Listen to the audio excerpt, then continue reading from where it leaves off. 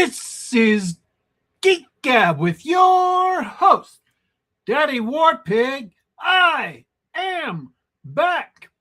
Geek Gab for Monday, May 18th, 2026.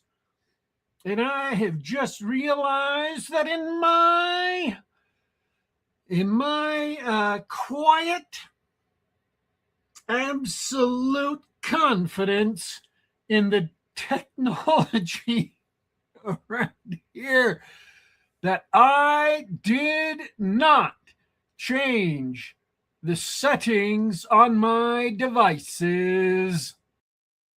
And so I'm doing that right now. Yes, that is, it is that crazy for me to just trust the technology with all of the tech problems that we are prone to.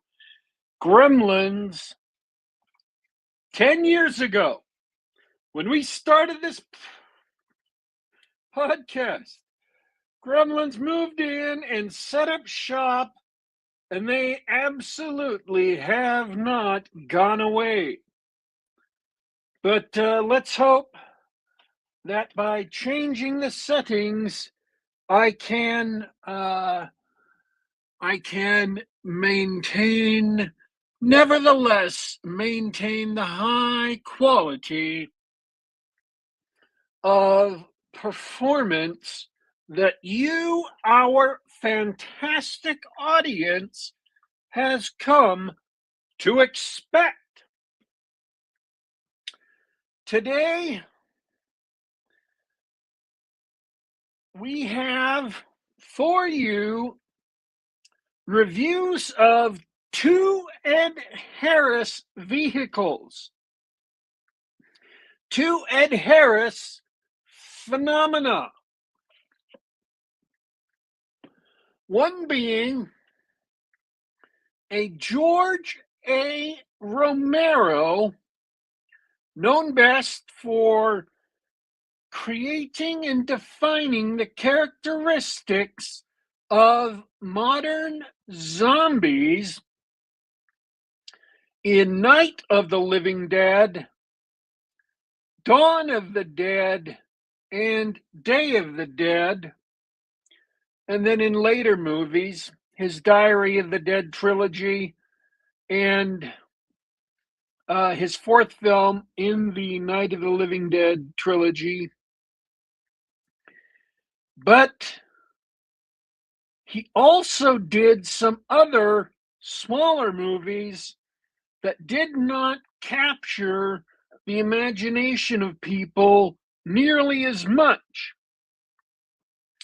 One of which was the quite curious and thoroughly unique movie called Knightriders, starring Ed Harris, that I used a still from as the graphic for today's show. The other movie, the other show we're going to be talking about is Westworld, specifically HBO's Westworld, which is a quite curious show itself. It is based on the original movie Westworld from the 70s, which had a sequel, Future World. And it is, to everyone who knows, I mean, anyone who paid attention to media, specifically science fiction, knows it is about a pleasure park filled with androids who have technical problems and go insane and start murdering the guests. This show, the HBO show, tried to do something deeper and sort of went off the rails. So I'm going to talk about that show as well. And although Ed Harris is not the lead in the first season, he plays quite an important character. And as the years, there are 4 seasons, as the seasons go on, his character ends up becoming more or less prominent. He has a really strange part in the show.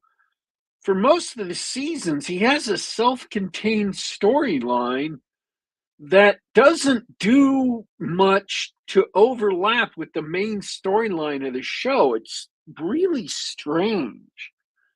That there's like this main plot of the show going on, and he's just over there, like both physically and in terms of the events of the show, uh, completely isolated, doing his own thing. And I suppose, in a way, he's illustrating certain things about the philosophical implications the show is trying to pursue or illuminate. But again, the show's not really doing much to explore those philosophical implications, because I don't think that the people watching the show understand it, understand the truth of their own philosophy on a deep level. I think they have kind of a shallow understanding of it. I don't think they've really confronted the deep meaning of it.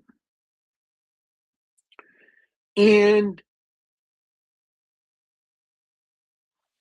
it's the same problem that we see in modern media with Avatar, with Starship Troopers, and with Warhammer 40K.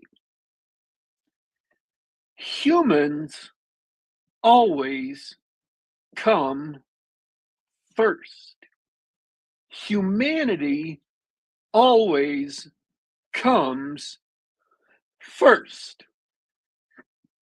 When humanity is fighting the bugs in Starship Troopers, just because the government is, the implication goes, they say the government is militaristic, and therefore and they wear Nazi uniforms, therefore it's implied to be evil fascist, even though the actual text of the movie disproves this. They make public defeats. Military leaders are publicly deposed. They step down voluntarily and are punished. Trials of military soldiers are public. They're publicly punished. Advances in technology, the nature of the enemy is publicized. Misdeeds of people are publicized. None of this is true in a dictatorship. So it can't be a dictatorship. It can't be a fascist dictatorship. Membership, joining the military is entirely voluntary. So this can't be a fascist dictatorship. And even if it were a fascist dictatorship, Humanity first. The survival of the human race always comes first. So, in an ideal world, we would have moral people in a republic living lives of liberty. That is, people who live lives of liberty by behaving voluntarily in moral ways. Because that's what liberty is. That's what liberty has always been. That's what the Greeks understood. Liberty is the freedom that you can be afforded, not by law, not by some greater human mortal authority, but just as an individual. When you live according to moral principles, according to correct moral principles, you have more freedom in your choices. When you choose correctly, you have more freedom in your choices. If you choose to use heroin, your choices are constrained because you become addicted to heroin. When you choose incorrect choices, your choices become constrained. Whereas if you choose to not use heroin, by foregoing that choice, you have greater latitude of what to do with your time. You have greater latitude to develop your talents. You have greater latitude to become a better person, to help other people around you, to beautify your environment, to become a leader, to become an example, to uh, to do good things and enjoy life, to be happier, to find joy in life. All of those things, all of those options, economists call this opportunity costs. All of those things are taken away when you become slave to drugs. And that's part of what happens when uh, when you choose bad things is these options are taken away from you. One of the things that happens when you steal money is the sort of found money syndrome. If you're walking down the street and find $100, your brain literally treats that money differently than money you have worked for and earned. Money you have worked for and earned, your brain treats as precious. You do not waste that money. You spend that money judiciously, typically, for most people. Money that is found money, you waste. You throw it away. You spend it freely and it's gone. So if you are a person who lives by stealing money or by gambling or by doing other illicit activities, you don't treat that money as uh, something to be invested, something to be kept in a bank account. You treat it as found money and you waste it.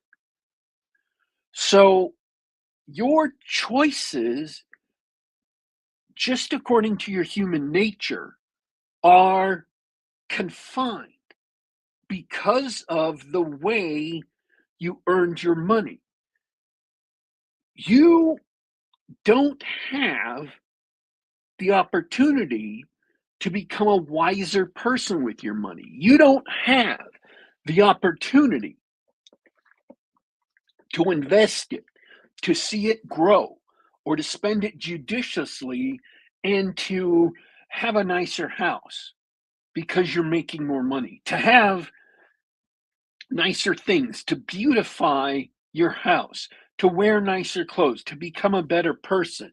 Instead, the money doesn't benefit you as much. You just waste it on parties, you just waste it on drugs, you waste it on alcohol, you waste it on other things that look nice but are there and gone. So even though you make a lot of money, it comes and goes, and you're always in need of stealing more or conning people out of more or whatever.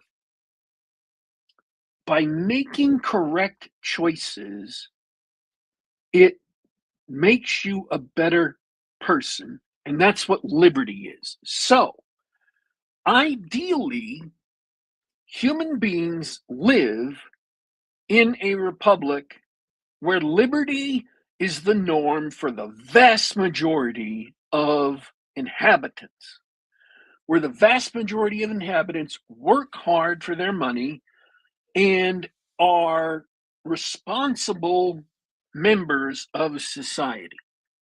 That's the ideal, is a respectable government and a respectable people. And less respectable is, perhaps a king or other ruler who has laws that force people to behave in responsible ways, that forbid everything that is immoral. So people are still responsible. They're still keeping to that ideal of behavior, a code of behavior that leads to liberty, but because their freedoms are restrained, their choices are restrained. They have no opportunity to do what's wrong because the law is always there telling them. That's not as good as a republic, but that's still almost up there.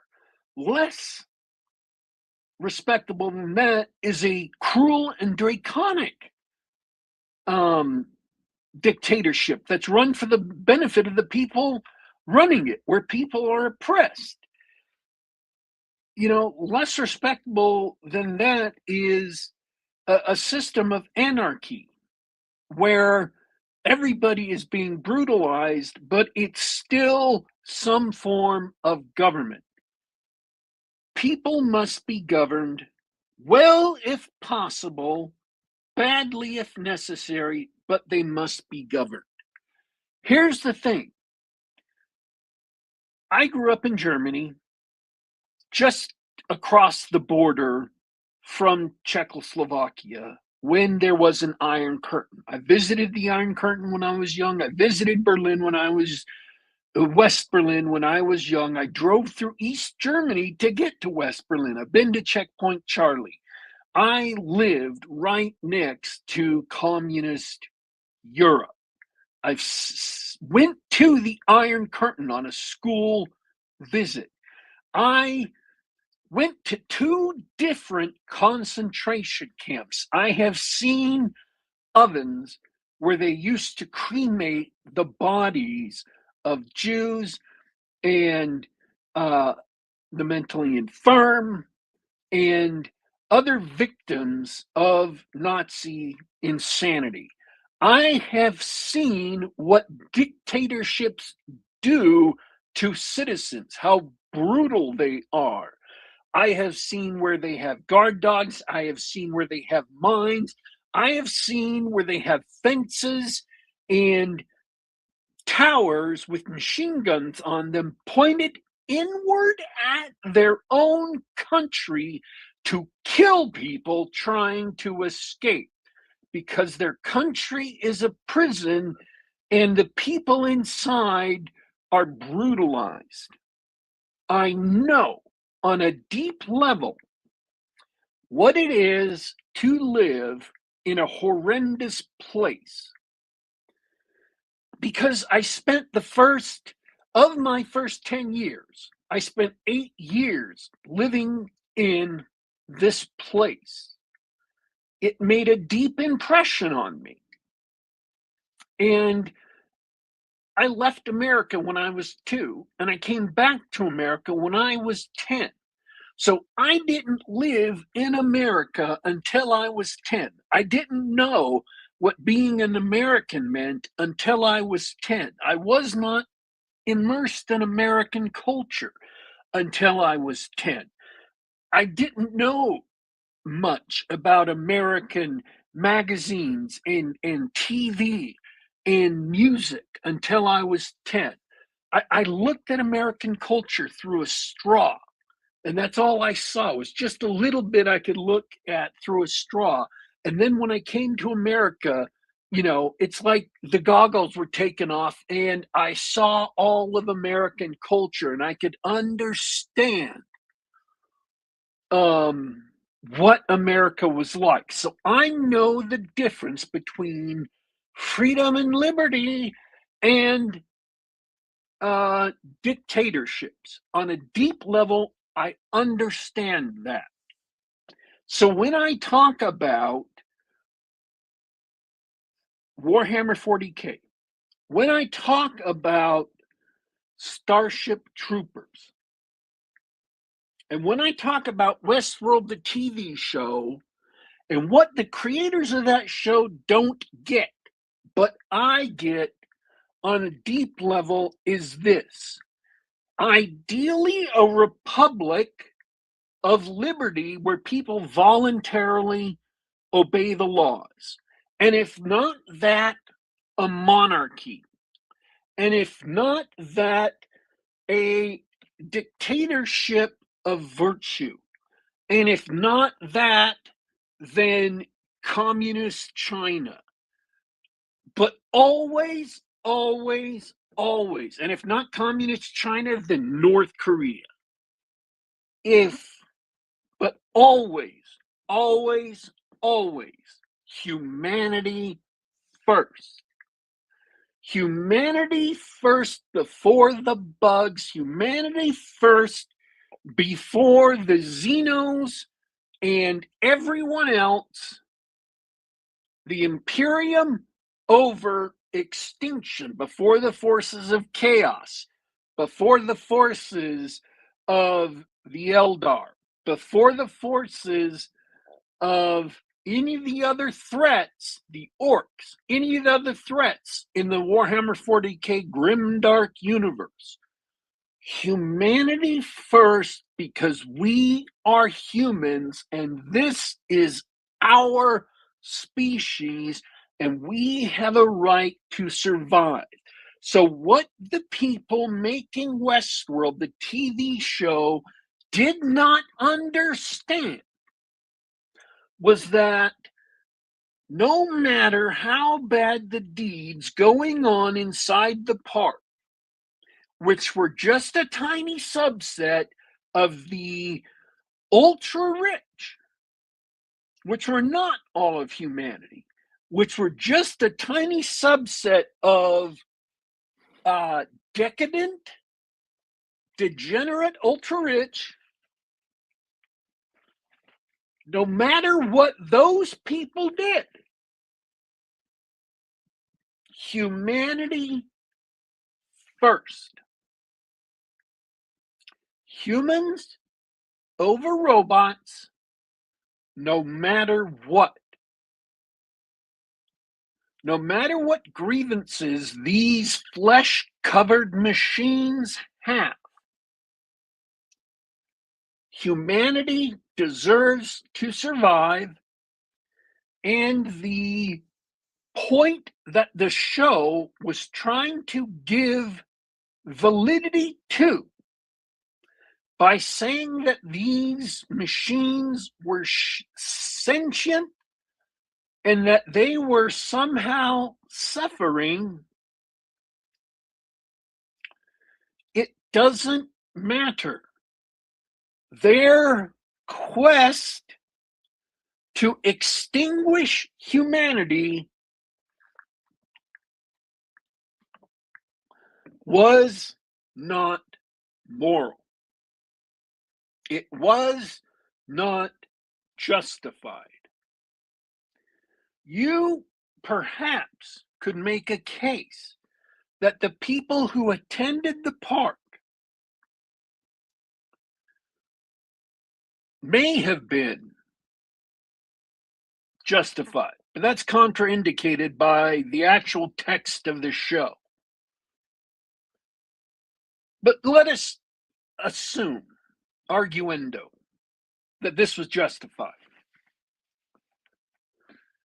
The rest of humanity was innocent. They did not attend the park. They had nothing to do with the park. And so extinguishing them was genocide, and it happened at least twice. They committed genocide against humanity at least twice.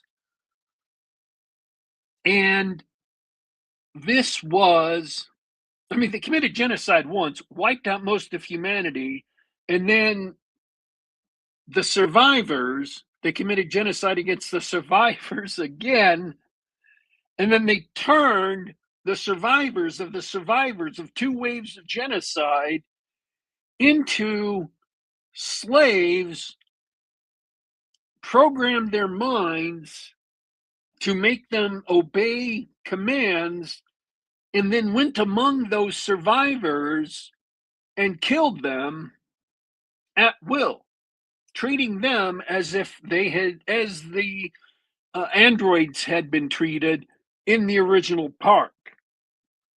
And this was not given the moral weight it should have been in the show.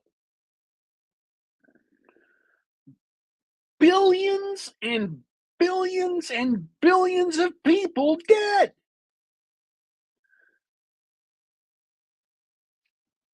Just a tiny remnant of humanity left. And the show just glosses over it.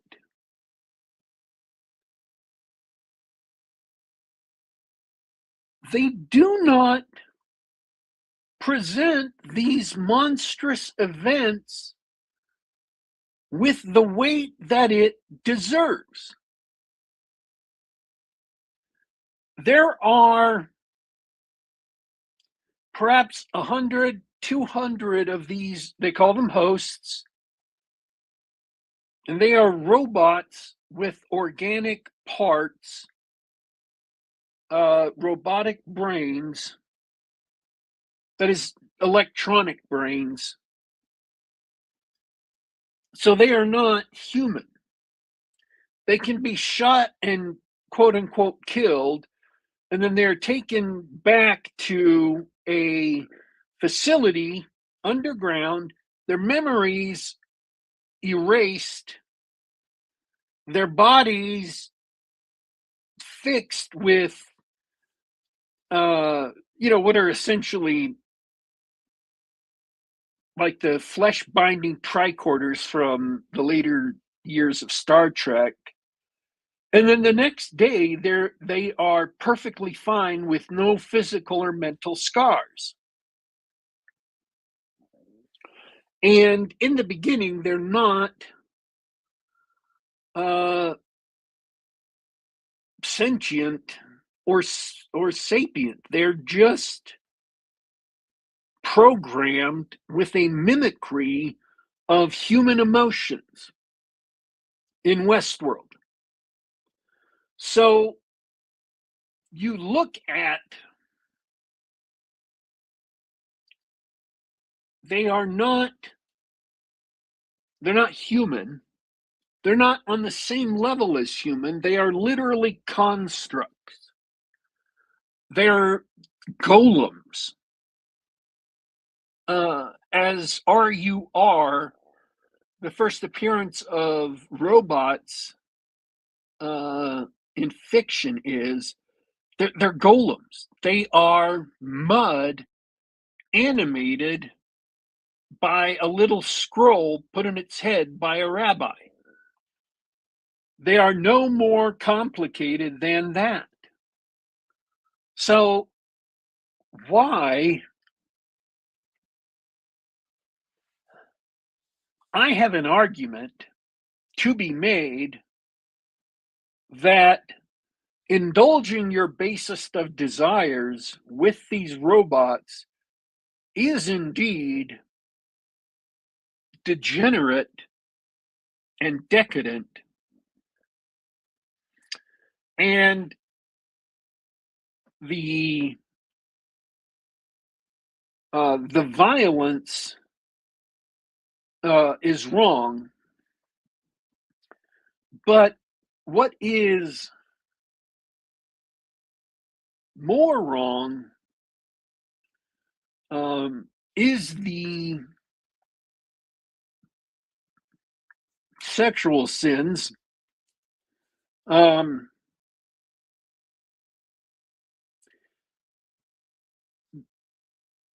because uh, in Christianity, sexual sins are second only to murder, and it's not murder to shoot a machine. Machines that are designed to be shot that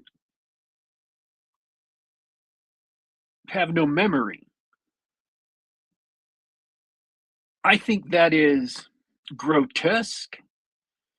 I think that is wrong, but I don't think it's as serious as fornicating with what is essentially a sex doll that is indistinguishable from human.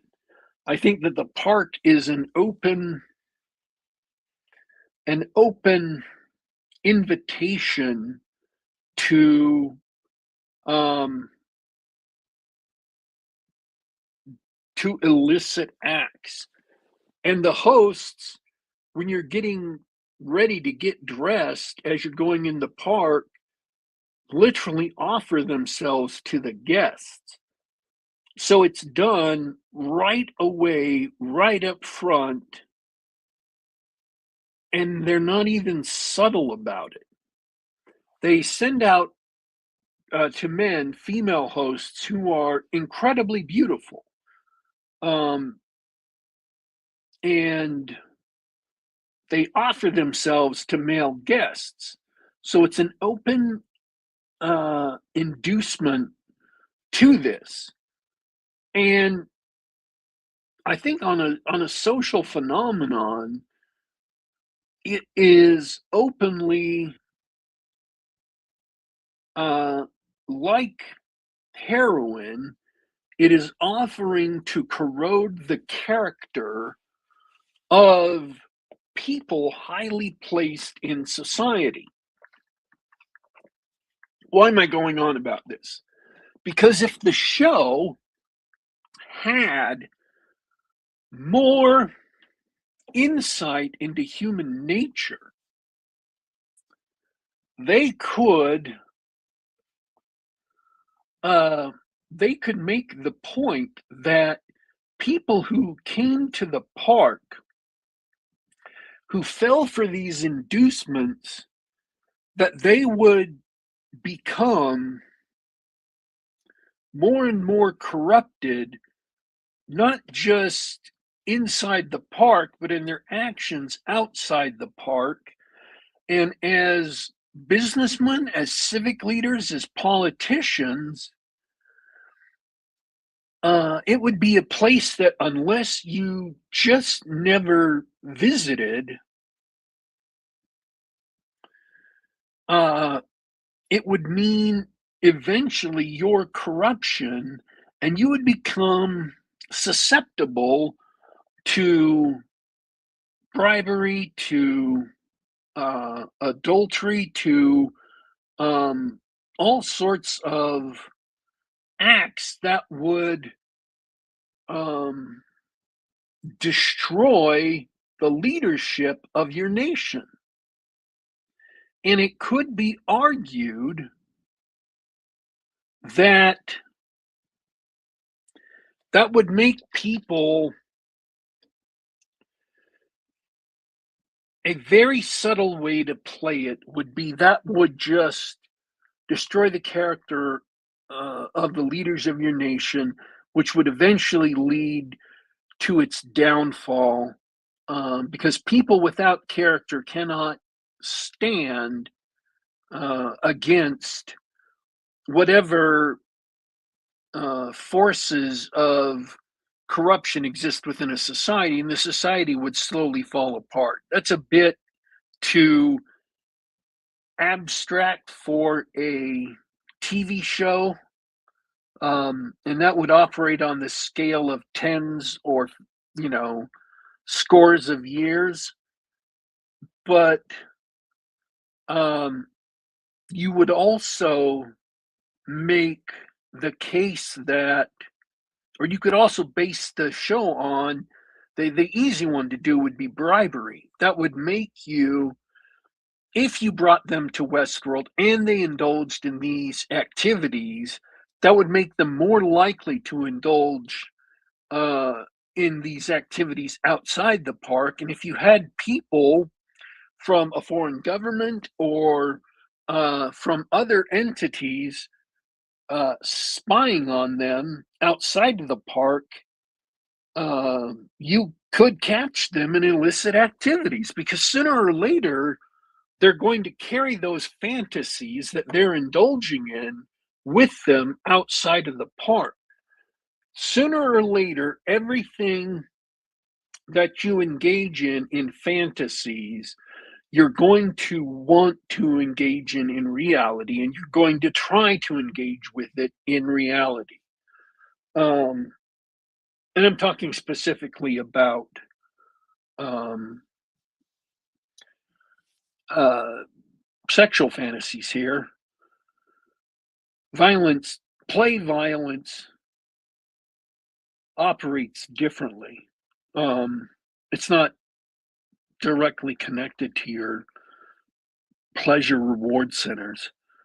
Um, and so they indulge themselves inside. When they come outside, you're following them, you're observing them, you're spying on them. When they act on these things, then you have them. And if you're, if you're smart, if you're like the Soviets, you have your own agents being the people who are offering them opportunities to act, and they're honey traps. You've corrupted them, pre-corrupted them already. You offer them an opportunity to act on these things, and you've caught them.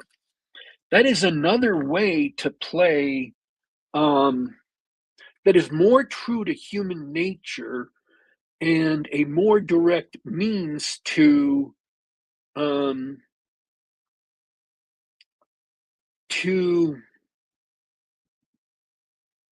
for the goals of people in the park to make more sense, is to have, instead of focusing on this robot rebellion as, hey, these robots have rebelled because they've become sapient, which means they're just as morally have a right to live just as much as humans. Therefore, they're morally justified in committing genocide twice, which is the message of the show. It's the message of the show. Jeff Hans one says Quark's bar in DS9 was the same trap. He recorded the clients. And we eventually find out that they recorded, not only did they record the clients, they recorded the brainwaves of the clients so they could reproduce their personalities in a computer simulation. And they were trying to upload them into robot bodies, but for various story reasons it worked, but I never saw, according to the technology of the show, why, if you could reproduce them inside a mainframe, why you couldn't put them in a robot. If the androids were indistinguishable from humans, which is what they insisted was true, then there was no reason why you couldn't copy a human brain and put it in. By which I mean they were indistinguishable from humans in that they had personalities and minds and stuff that were as complex, as true, as real as a human's, as full an interior life as a human's. I never saw why you couldn't put a human brain inside the same sort of hardware. If it was just like a human, then a human mind should fit inside the same hardware, according to the internal logic of the show. So Ed Harris's character, and Ed Harris is a phenomenal actor. He is just incredibly talented. He's done tons of movies, and he's been a standout in every one. He was the creator of The Truman Show in the movie The Truman Show. He was the director of NASA in Apollo 13 with Tom Hanks and Gary Sinise. He was in Knightriders, obviously. In Westworld, he was the, excuse me, I have to cough because uh, I just swallowed a little water the wrong way. So,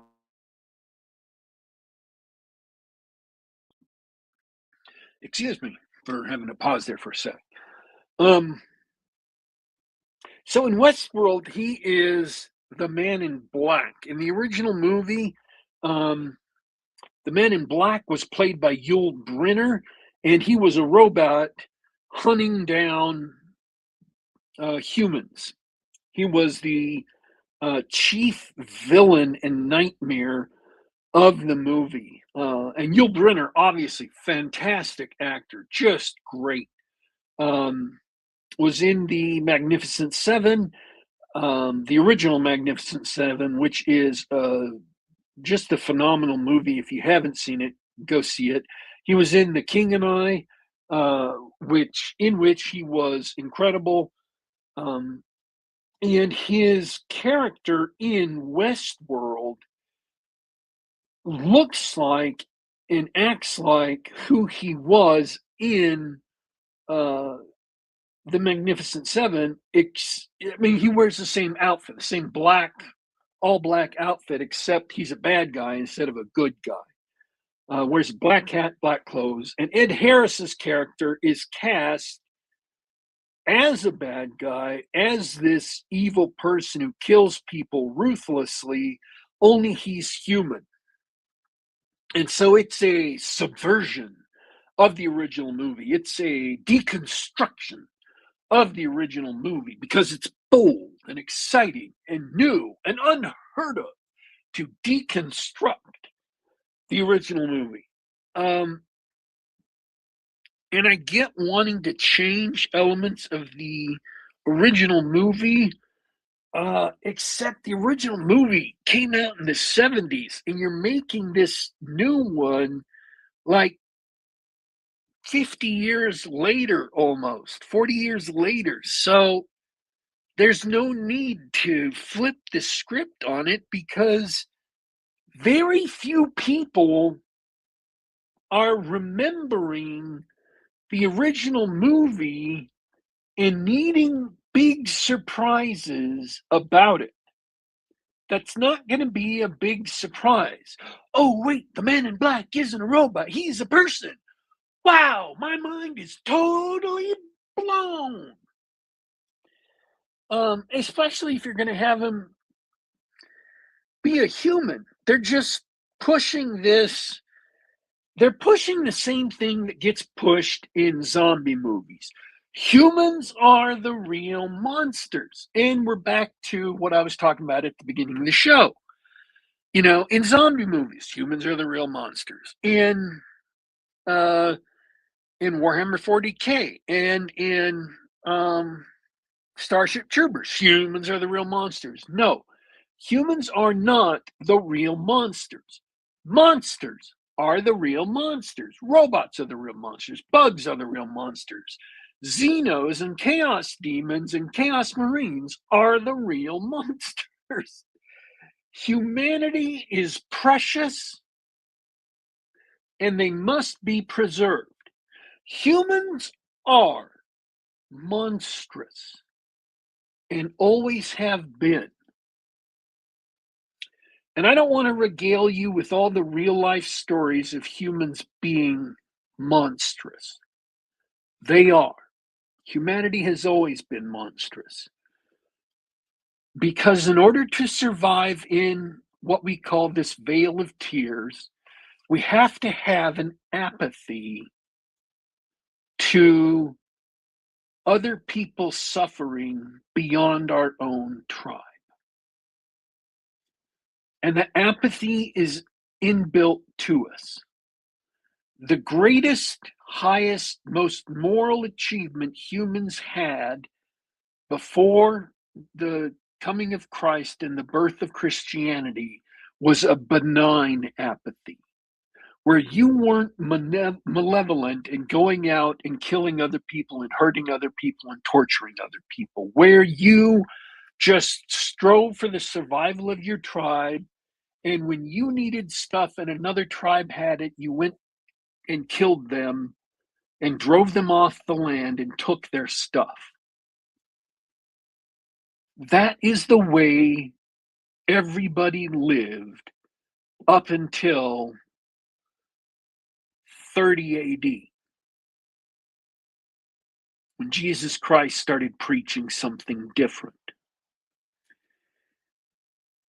And around 5000 BC, just to give you an example, 95% of the males of the human race were murdered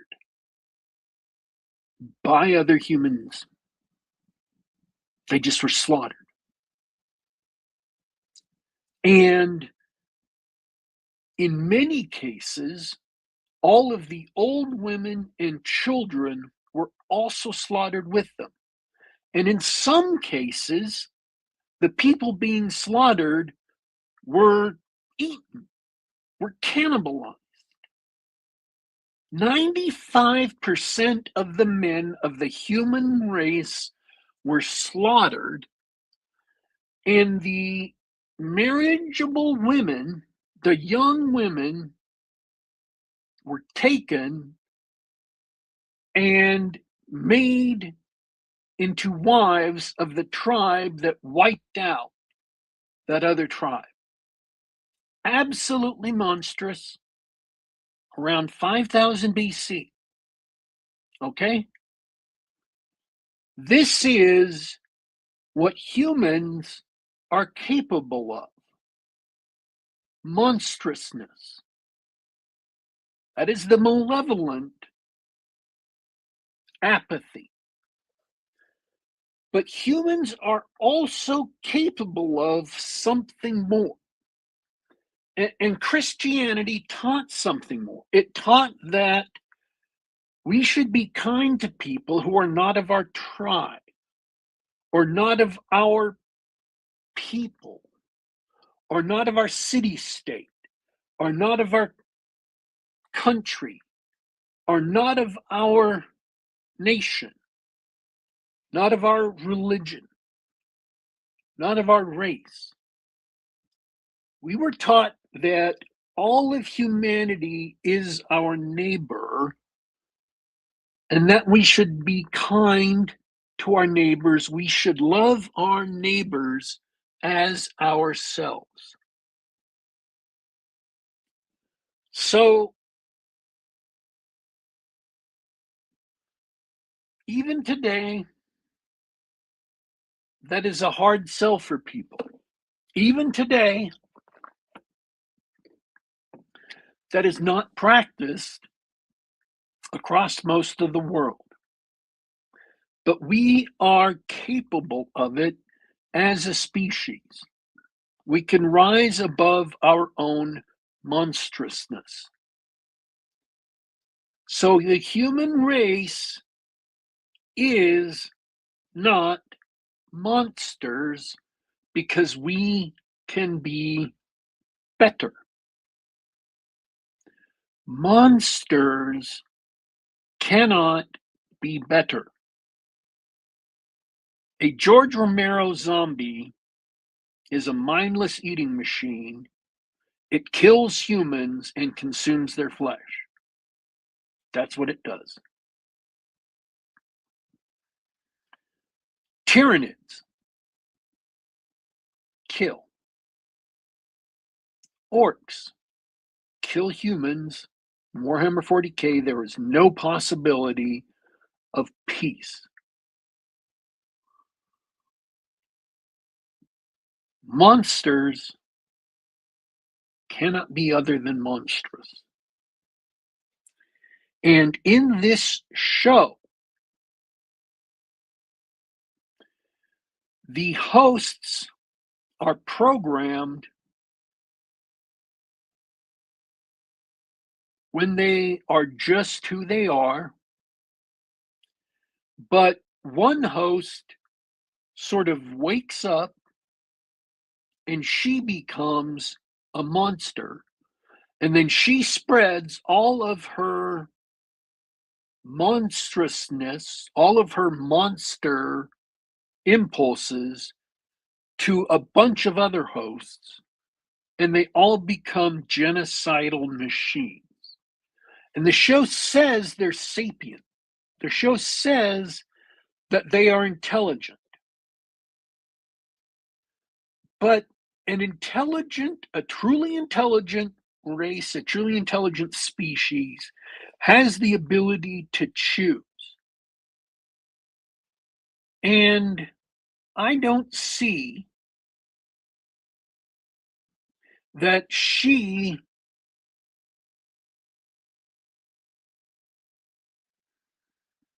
they're kind of muddled because they don't, again, I don't think the people who made this show had a deep understanding of the true monstrousness of humanity. Because the test of knowledge, and much knowledge is much sorrow. The test of knowledge is to know how truly monstrous humans can be and still love the human race, still love your fellow humans, still accept that you are flawed and everyone around you is flawed, and that people, you don't know who people are, and that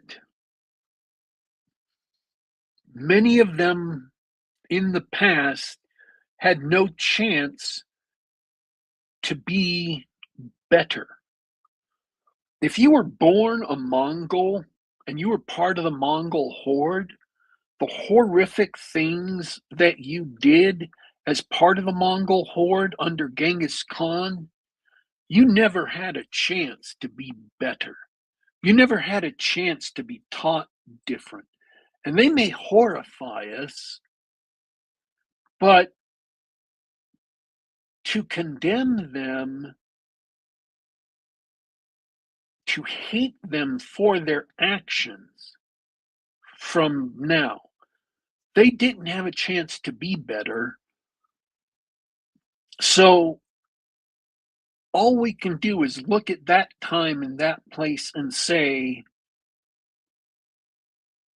that we don't know for sure if any one individual was trying to be better, trying to be the best person they could be according to the situation they were born in, or if they were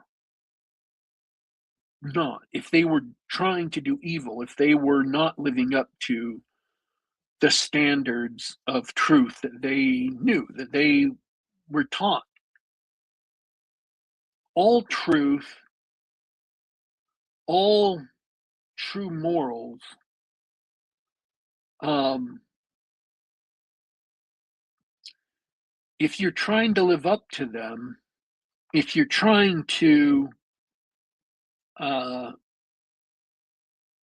if you're doing your best to live up to truth, whatever truth you have been bequeathed by where you live or where you grew up or how you were taught, then that is literally the best you can do.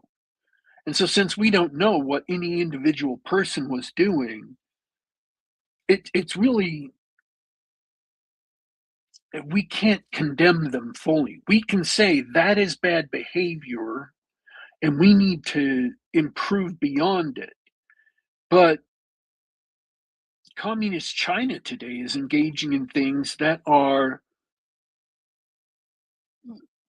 just as monstrous or more monstrous on an industrial scale. And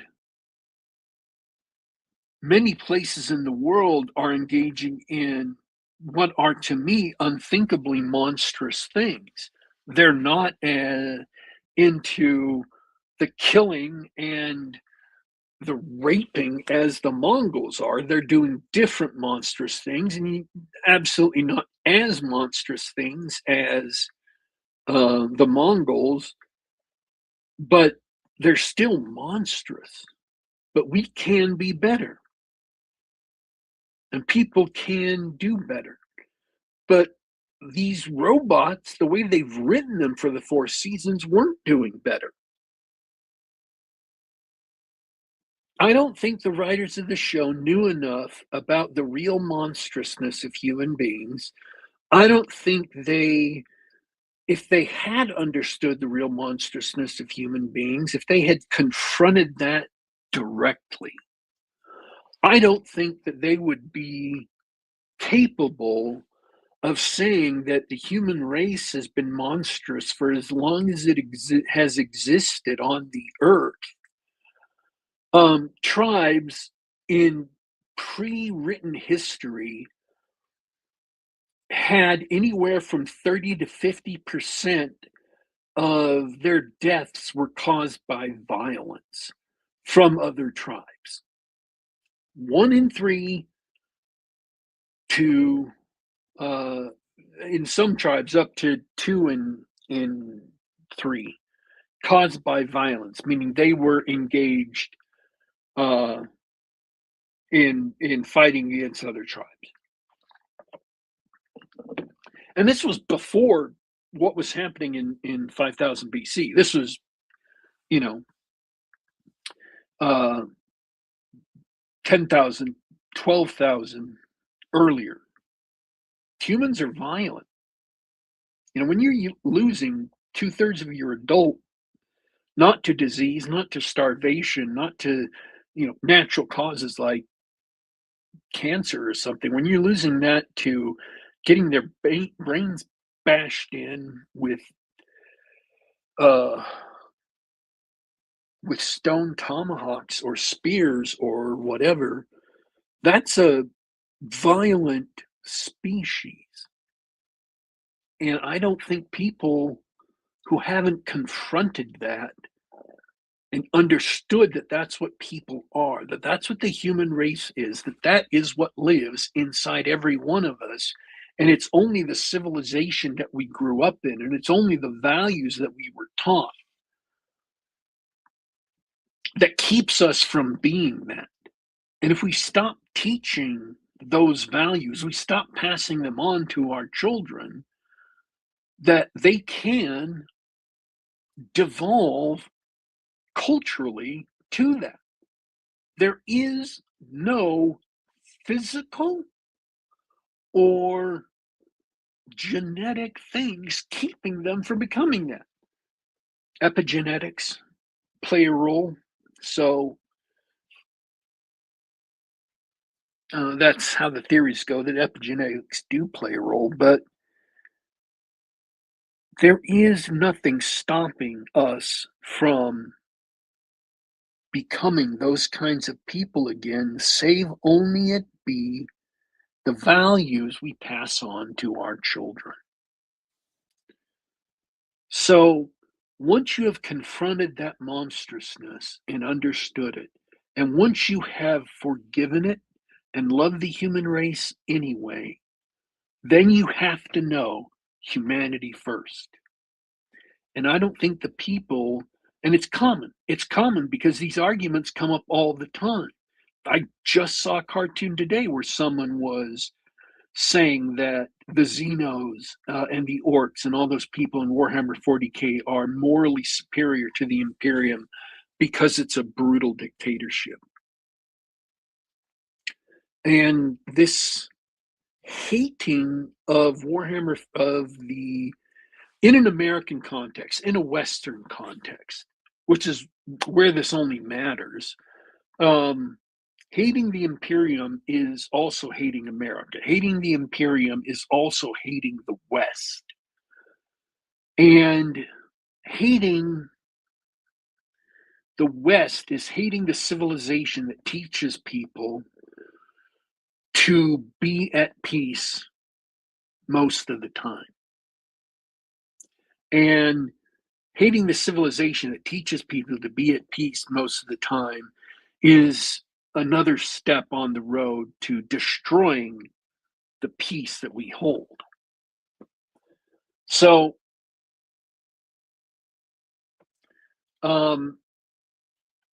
Ed Harris's path inside this show was to be the example of the ultimate evil human. He he rapes these robots, one of them. He murders them by stabbing them, by shooting them, by hanging them. He's always after. There are game masters. There are writers in this park setting up scenarios for guests to play along. And Ed Harris, the person who set up the park, who created the park, has this high level game that is uncovered when you do certain things. Ed Harris stumbles upon it. That's what he's always doing. He's always searching after this game. He's been searching after this game for 30 years. The problem with the show primarily is they're going for a Lost style, deep mythology, season over season thing, and it's tied in with the robots becoming supposedly sapient, becoming sophonts, as one science fiction book would have it, and it's just not working.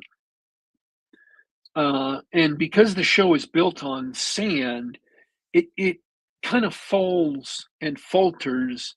And each season tries to have a big climax where it's discussing deep issues, but you have to have a deep grasp of the issues you're discussing in order to satisfactorily discuss deep issues. So Ed Harris's character is really a bad guy.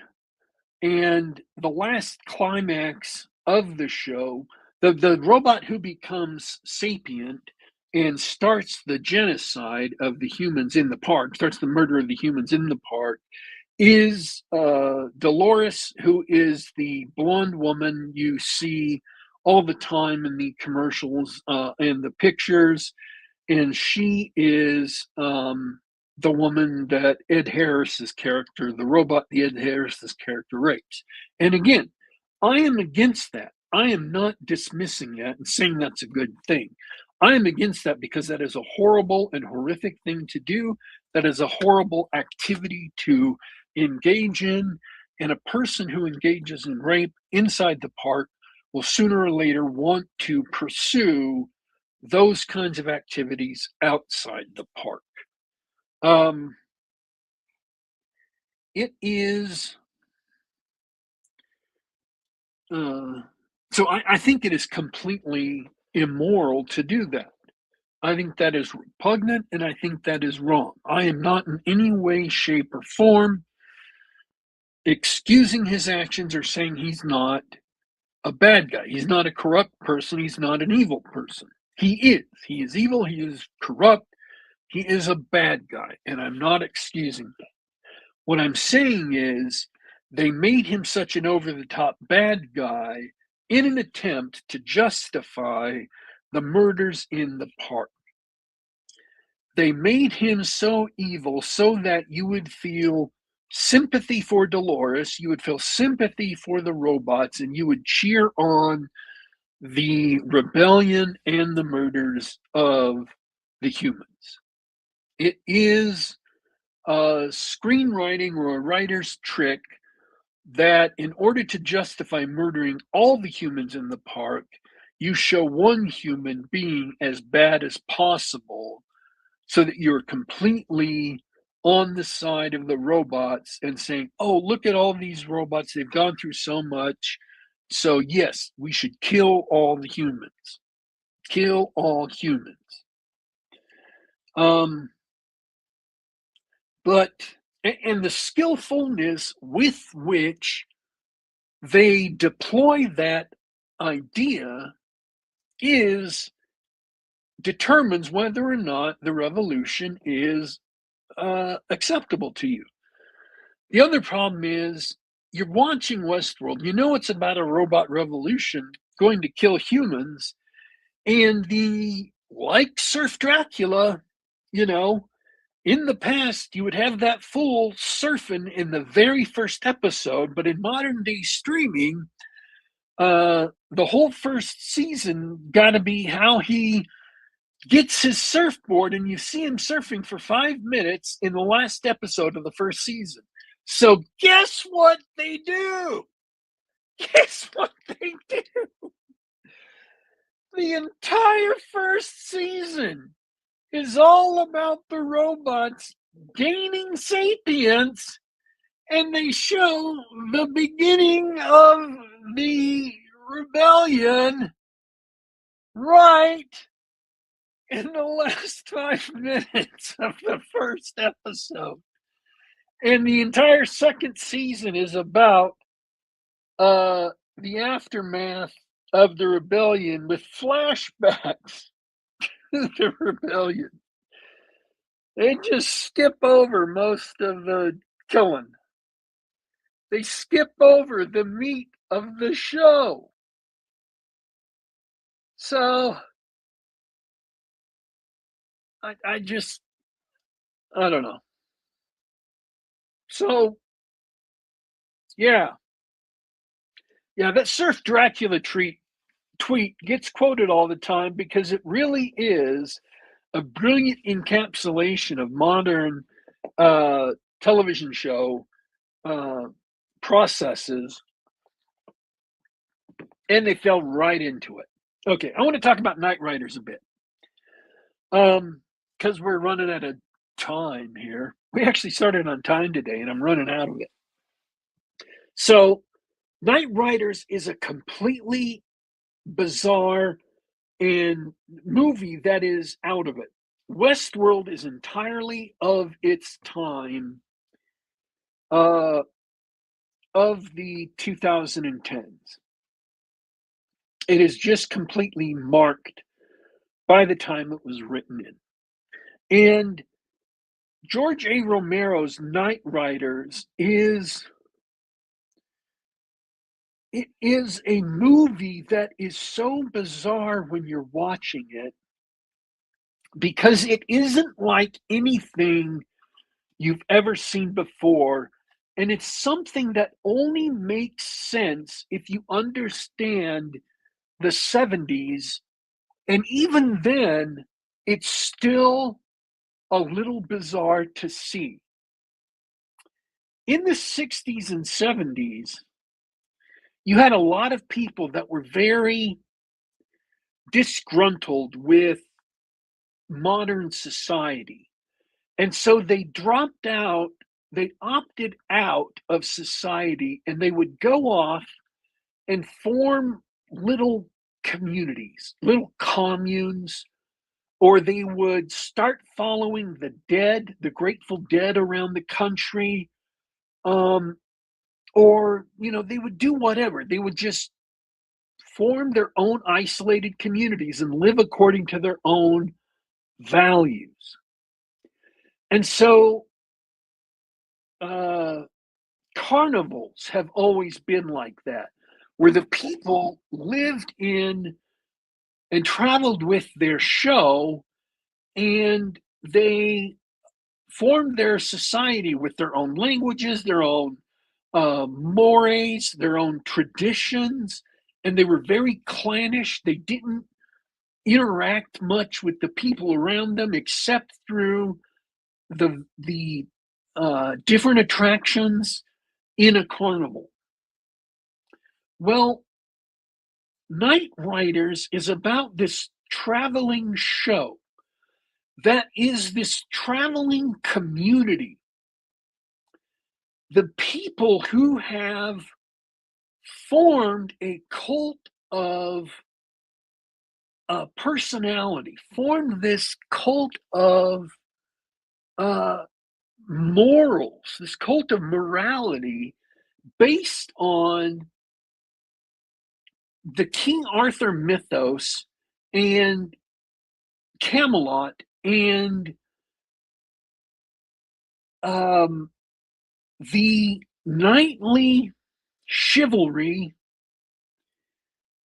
and they have a um, they have like a traveling Ren fair around it of people who hand make swords, who hand make jewelry. This is what Ren fairs used to be like 20 years ago, I've been told. Um, and they have um, jousting on the back of motorcycles. They have a field laid out, and they have, just as if they had been riding horses, uh, they have a central pool. I mean, I guess if you've seen Knight's Tale, if you've seen a Knight's Tale, um, where the horses ride at each other and they've got lances, and the lances hit their shields, and they try to unhorse the other person. They're doing the same thing on the backs of motorcycles. And it's not a show. It's not Stephen King, the writer, shows up in a cameo, and he's saying, "Oh, it's all just fake. It's all just a show. It's all pre-planned," and it's not. They have literally the king. King Arthur is Ed Harris, and these jousts really determine who is the king of Camelot. And everything can change if the king of Camelot changes. How they organize things, how the money is distributed from the takings, from people who come and buy tickets, where they go next, who they sign contracts with. A promoter shows up in the show because he wants to sign them to big venues that their current business manager slash lawyer can't even get on the phone. And whether or not they accept the contract from the promoter is up to the king. They truly believe in chivalry. They truly believe in the authority of the king. And the person who is king has authority in this miniature society that they've created. They take this seriously. And again, it was almost like an out of body trip. It was just so disconnected from my daily life, because unless you lived in the 70s or grew up in the 70s, you weren't used to seeing things like that. And I was a kid in the 70s. And like I said earlier in the show, in the 70s, I was in Germany. So I was growing up on a military base as a kid. So I was completely divorced from civilian American society in the 70s. I lived on military bases until I was 14. So I did not start living in civilian life until I was 14. I was just all the way out of civilian life until the 80s. Um, so I was not around when people were dropping out of society. I've only learned about it in retrospect. So I don't know how normal it was uh, in certain states to have people, to have hippie communes around, or to have people joining the Hare Krishnas, or Bandar Sari Bhagawan, or the Moonies, or any one of these other cults that were so big in the 60s and 70s. People who followed Charles Manson and whatever. Um, but this isn't a cult in that sense. It's just people who enjoy, and they're men, but they bring women along with them who follow them because they're following the men, because they love the men. And they enjoy this sport, this combat. They have a sense of honor. They have a sense of physical striving in non lethal combat, this atavistic way of life that you can't find in peaceful society anymore. And the movie is very candid. It's very honest about what people are and what people go through.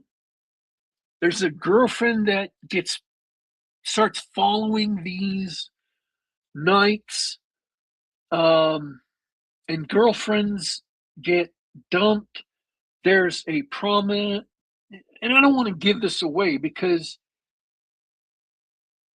for all its weirdness, that makes it hard to connect with on a cultural level because it's America and it's American, but it's a kind of America that no longer exists.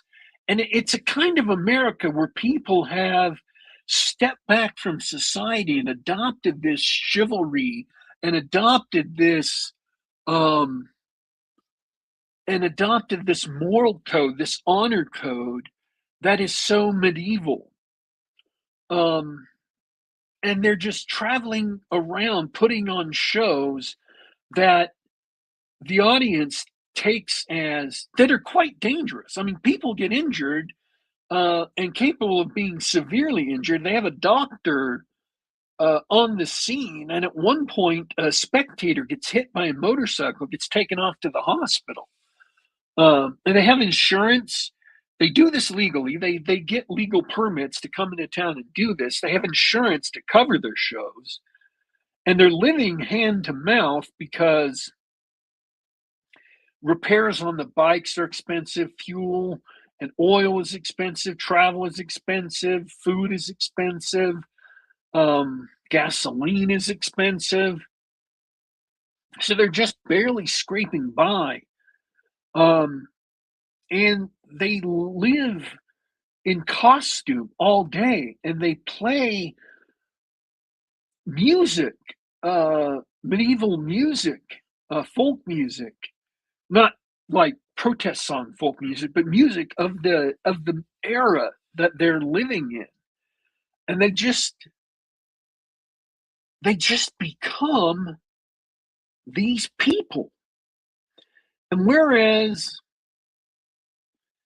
the people who wrote Westworld don't really get humans, it seems. The people who wrote Knightriders get humans and also get how carnival folk work, how someone runs away to join the carnival and then gets their heart broken and has to go back home. Um, how the pressure of the situation pushes and kind of breaks things down, how people how men have a hierarchy of leadership and how people are jockeying for position in that hierarchy. Um, it's just they're honest. There's a lot of insight into humanity, and it's all taking place in this really. It's so incongruous watching this medieval society operating in the context of America. And some of the people who are part of this, who are on the periphery of this, like their lawyer, um, uh, are not part of this society. They don't follow the rules, but they're there to interface with America proper. And so they live in this sort of gray area where they're trying to they're trying to handle legal issues and business issues that are necessary for this little bubble society to survive. And they're trying to, they admire the people and they honor the people, but they can't live like that. But they're necessary as sort of the go-betweens, the envoys between regular society, mundane society, and this group of misfits, this group of outcasts who are noble in their own way, and honorable, who just don't fit in with larger society for whatever reason. Um, and it has a thoroughly 70s ending. Uh, and it's not about hippies tuning in and turning on and dropping about. Ed Harris, explicitly tells someone at one point to throw away their weed because he doesn't want it around camp. They're not smoking dope and getting high and stuff. Their their purpose in life is to live this medieval life as best they can and to fight each other on the back of motorcycles and uh, when they're unhorsed to fight each other on foot with uh, not sharp uh, axes and to force each other to yield. Uh, and I really think, despite the weirdness of the vibe of the movie, that it really is a fantastic movie. I can certainly see why people don't get into it, why it's hard to get into because it's an alien culture that's in an incongruous place and time. I mean, you can watch an Arthurian movie and you're like, yeah, this is medieval. I totally get into it. But this is not medieval. It's a bubble of medieval life on motorcycles in 1970s 1980s America, and it's just such a strange mix. It's really hard to get into, but I really think it's a fantastic movie because it's completely honest. It's honest about the flaws and the strengths of everyone in there. It's honest about it doesn't lie about how hard it is to keep something like this going. It doesn't lie about it's not making it seem like this is utopia. Like if you adopt an alternate society, that it's going to be easy, that it's going to be without friction inside it, that it's going to be this utopia where it's easy to reject modern society and live on your own way and go your own way and stuff. It doesn't lie to you about any of that. It doesn't lie to you um, about some people wanting to compete and win for possibly noble reasons. It doesn't lie to you that not everyone is going to, even though they, kind of even though they admire the king, it doesn't lie to you that they're going to want to support someone else to be king. It's not a dishonest movie, and I think that it's it's really valuable for that because it shows people aspiring to great things, but it shows not their monstrousness, like I've been talking about, but just their imperfections. Nobody in this movie is perfect, um, but they're all trying hard um, to be something. They're all trying hard. Um, Many of them are trying hard to be better, to improve themselves, and others are trying hard with their ambitions to accomplish things. Um, and they're surrounded by a lot of people who just do not get what they're trying to do with the motorcycles and the jousting. They just don't get what's going on. So yeah, I really think it's a fantastic movie, and if it wasn't as openly honest about the humanity of the people there, uh,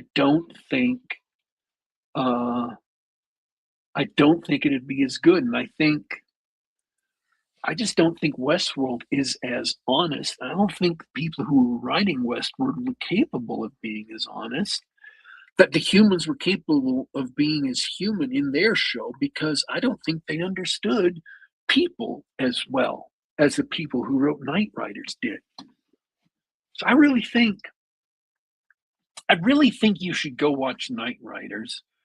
Um, it's 2 hours and like 20 minutes.